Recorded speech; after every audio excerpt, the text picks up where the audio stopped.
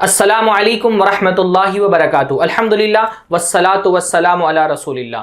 मोहतरम नाज़रीन, हम गुफ्तगू कर रहे हैं इर्तिदाद के फितने के मौजू पर, उसके असबाब क्या हैं और उसका इलाज क्या है। ज़ाहिर सी बात है, इलाज का पहला मरहला होता है असबाब की निशानदेही। किसी भी मर्ज़ के इलाज के लिए ज़रूरी है कि पहले उन असबाब का सद्देबाब किया जाए, उन असबाब पर रोक लगाई जाए जो उस मर्ज़ का सबब बन रहे हैं। तो हमने पिछले दो वीडियोस में दो असबाब की निशानदेही की। पहला, दीन से दूरी सबब बहुत बड़ा है इर्तिदाद के फितने का।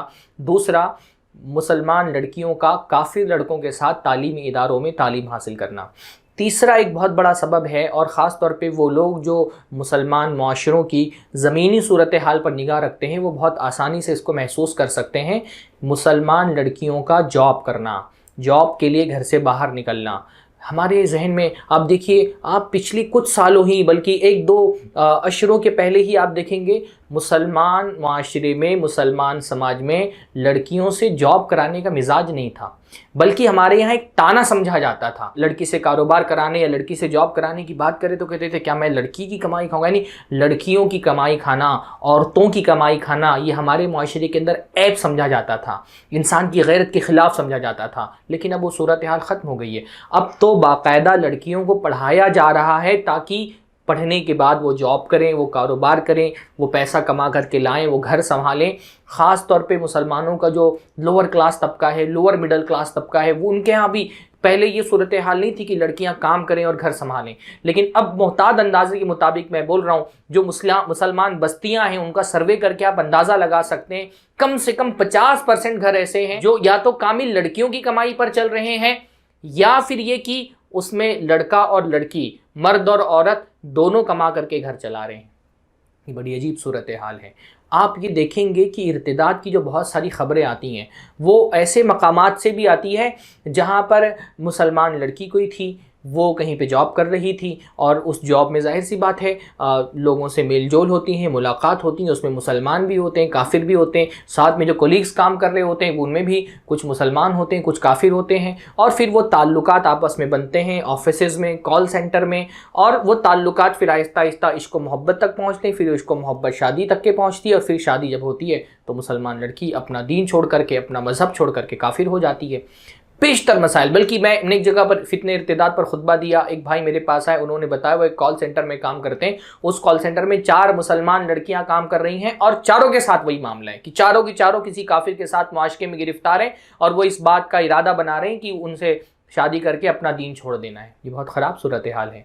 पहली बात तो ये हमको समझना ज़रूरी है कि मुसलमान लड़की पर, मुसलमान औरत पर ज़िंदगी के किसी भी मरहले में इस्लाम ने कोई माशी बोझ नहीं डाला है, उनके ऊपर कोई माली ज़िम्मेदारी नहीं डाली है। वो बेटी है, उसके सारे माली हुकूक उसके बाप के ज़िम्मे हैं। वो बीवी बनती है शादी के बाद, उसकी सारी माली ज़िम्मेदारियाँ उसका शौहर उठाएगा। वो माँ बनती है तो उसके माली ज़िम्मेदारियाँ बच्चे के बड़े होने के बाद, काबिल और इस्तिताअत आने के बाद बच्चे के सर पे आ जाती हैं।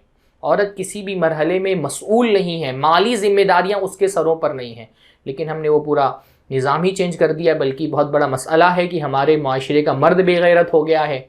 वो ये चाहता है कि औरत कमा करके लाए, खिलाए, मेरा घर चलाए, बाप ये चाहता है। बल्कि ये तक के देखा गया है कि बाज़ लड़कियां उन्होंने किसी काफिर लड़के के साथ दरख्वास्त डाली शादी करने के लिए, अपना मज़हब तब्दील करने के लिए। कुछ भाइयों को पता चला, वो माँ बाप के पास गए समझाने के लिए कि आपकी लड़की मुर्तद होने वाली है, किसी काफिर से शादी करने वाली है, आप अपनी बच्ची को रोकिए।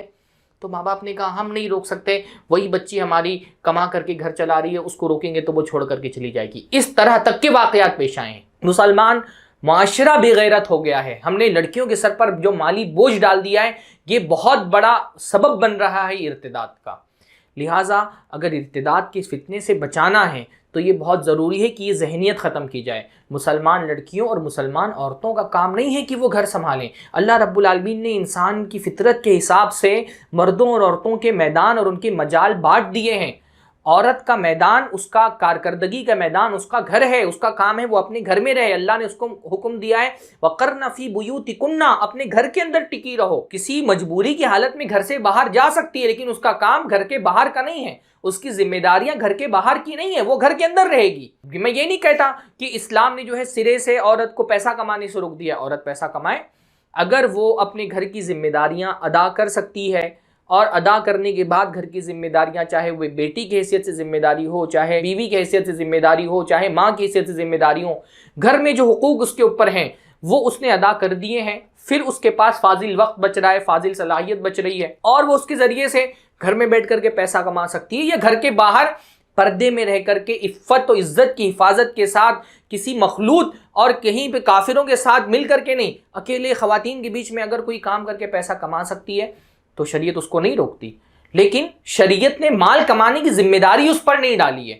یہ دونوں چیزیں الگ ہیں، وہ مال کما سکتی ہے حلال طریقے سے اگر پردے کی جو تقاضے ہیں وہ پورے کر رہی ہے، جو اس کے سرپرست ہیں، اگر اس کا باپ ہے تو باپ، اور اگر وہ شادی ہو چکی تو اس کا شوہر وہ اجازت بھی دے رہا ہے، باپ بھی اجازت دے رہا ہے، شوہر بھی اجازت دے رہا ہے، اور اس کو کوئی فتنے کا خوف نہیں ہے، ان شرطوں کے ساتھ اگر وہ پیسہ کما سکتی ہے تو شریعت ایسا نہیں کہ اس کو بالکل پیسہ کمانے پر اس کے روک لگا دی ہے، پر شریعت نے پیسہ کمانے کا اس کو حکم نہیں دیا ہے، اجازت دی ہے، حکم نہیں دیا ہے۔ اس کی ذمہ داری بھی اس کے سر پر یہ نہیں ڈالی گئی کہ وہ پیسہ کما کر کے گھر چلائے، یہ اس کی ذمہ داری نہیں ہے، یہ باپ کی ذمہ داری ہے، شوہر کی ذمہ داری ہے، یہ بیٹے کی ذمہ داری ہے کہ وہ اپنی بیٹی کا یا اپنی ماں کا یا اپنی بیوی کا خرچہ سنبھالے۔ اسلام نے اس کا اصل میدان اس کا گھر رکھا ہے، لیکن ہم دیکھیں ہمارے معاشرے میں مسلم معاشروں کی یہ تصویر ہے نا، آپ کسی علاقے میں چلے جائیں، مسلم علاقوں میں، مالز میں چلے جائیں، آپ بینک میں چلے جائیں، آپ ہاسپٹل میں چلے جائیں، ڈائگنوسٹک سینٹرز میں چلے جائیں، کال سینٹر میں چلے جائیں، کون سا ایسا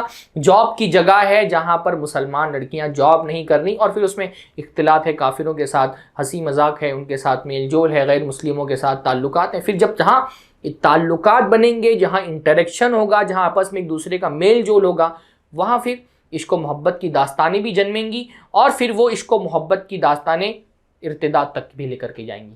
تو اگر مسلمان لڑکیوں کو ارتداد کے فتنے سے بچانا چاہتے ہیں، اپنی آنے والی نسل کو ارتداد کے فتنے سے بچانا چاہتے ہیں، تو یہ بہت ضروری کہ یہ ذہنیت ختم کریں، اپنی بچیوں سے جاب نہ کرائیں، مال کمانا ان کی ذمہ داری نہیں ہے، یہ سمجھ جائیں۔ تو یہ ارتداد کا ایک بہت بڑا سبب ہے، خاص طور پہ جو لوگ زمینی صورتحال پر نظر رکھتے ہیں وہ یہ بات دیکھ رہے ہیں کہ ارتداد کے مسئلے یا تو تعلیمی اداروں سے بہت زیادہ آ رہے ہیں، یا تو آفیسز میں اور جو ورکنگ پلیس ہوتے ہیں وہاں پر کام کرنے والی لڑکیاں، ان کی طرف سے ارتداد کے مسئلے بہت زیادہ آ رہے ہیں۔ خاص طور پہ شہروں میں جو ارتداد کے مسئلے آ رہے ہیں وہ انہی دو جگہوں سے زیادہ آ رہے ہیں، تعلیمی اداروں سے، یا اس طرح کے جاب یہاں پر ایک ساتھ کر رہی ہیں کمپنی اور آفیسز، وہاں سے ارتداد کے فتنے بہت زیادہ آ رہے ہیں۔ ہم نے بھی جو ارتداد کے مسئلے دیکھے ان میں سے بیشتر ان دو مقامات سے آئے ہیں، لہٰذا یہ دو اسباب پر بھی اگر ہم روک لگانے کی کوشش کریں تو بہت کچھ اس ارتداد کے فتنے سے مقابلے میں ہم کامیاب ہو سکتے ہیں۔ اللہ تعالی ہم سب کو ایمان و اسلام کی زندگی عطا فرمائے، اور جب موت ہو تو زبان سے نکلنے والا کلمہ شہادت کا کلمہ ہو۔ وآخر دعوانا الحمدللہ رب العالمین، والسلام علیکم ورحمۃ اللہ وبرکاتہ۔